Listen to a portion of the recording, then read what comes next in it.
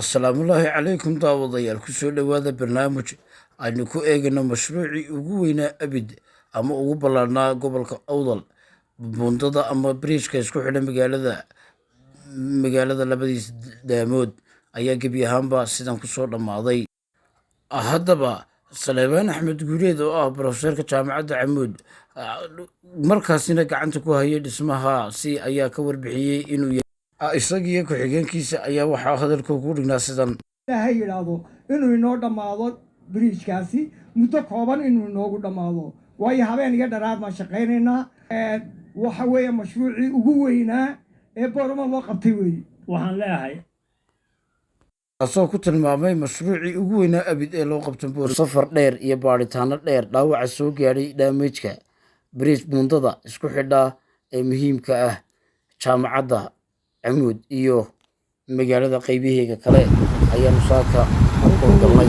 waxaanu kala kulannay godad waaweyn, boqolo, jeexjeexiyo iyo dhammaanba khasaare laxaada oo soo gaadhay, taasoo ay sababtay materiaalka la isticmaalay ama qalabka loo isticmaalay.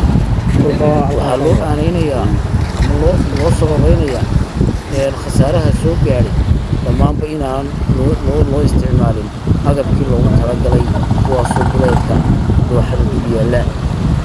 waxaa halkaasi inooga muuqataa god weyn waxawey dhammaantiiba sooy daruushina ku dhacay caraguud. ma yahay haddaba bariijkani mid sii xajin doona rababka isxixiga ee soo socda, ma noqon doonaa mid sii gudbi doono? waxaa wax walaac weyn iyo cabsi badan laga qabaa xaaladda bariijkan, taasoo ay saaka soo gaadheen shirkaddii iyadu markii uu dhintay marxuum injineerkii dhisay bariijkan buundadan, kaasoo asteeyey goobo gaar ah in lagu xidho dhagaxa gaabyanka ama sidhiga gaabyanka loo yaqaano. xaqiiqatan lama qaadan taladiisii, waa la baalmaray. marxuumka waxaa halka ku xusan 3 kaabadood ee hortiina ka muuqda, waa gacantii marxuumka ayaa ku taalla. burburka soo gaadhay buundada ama bariijka isku xidha jaamacadda iyo magaalada boorama ayaa waxaa sababay roobab xooggan oo isxigxigay. dhammaystirka wejigii hore iyo wejigii labaad ayaa waxaa gacanta ku hayay marxuumkii dhintay, allah u naxariistay, sheekh cabdisalaan shacab. daawada muuqaalkan ku muuqda maaha turki ama waxa weeye meelo kale oo dhulgariir oo ka dhaceen. halkani waa magaalada boorama, waa bariijka ama buundada la iskaga gudbo ee isku xidha magaalada labada daamood tegtana jaamacadda camuud. sidan ayay xaalkeedu noqotay dukum daakum kadib markii roobab isxigxigay ay haleeleen. dhammaanba waxaweye dhallinyarada iyo waxgaradka iyo aqoon-yahanada ayaa waxaweye eedu soo jeedinaya dhammaanba hay-addii dhistay. mar aanu isku dayn inaanu wax ka weydiino isku duwaha wasaaradda isboortiga iyo dhallinyarada. haddaba xasan siciid oo ah isku duwaha wasaaradda isboortiga ayaa walaac xooggan ka muujiyey.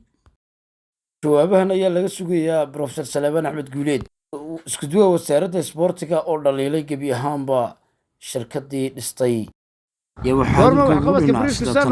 markii injineerka la bedelay mise horteed inay kala duwan yihiin. marka dhismihii hore injineerku isma bedelan sidayna inoo muuqataa. waa kadib soo maaha. waxaad ka mid tahay dadka gaadiidleyda jabuuti iyo iskaga kala baxa baki iyo sidoo kale dhammaanba gebi ahaanba geyiga somalilan. dareenkaaga ayaad maxaad saaka jawigaa usu yahay waxyeelada soo gaadhay buundada?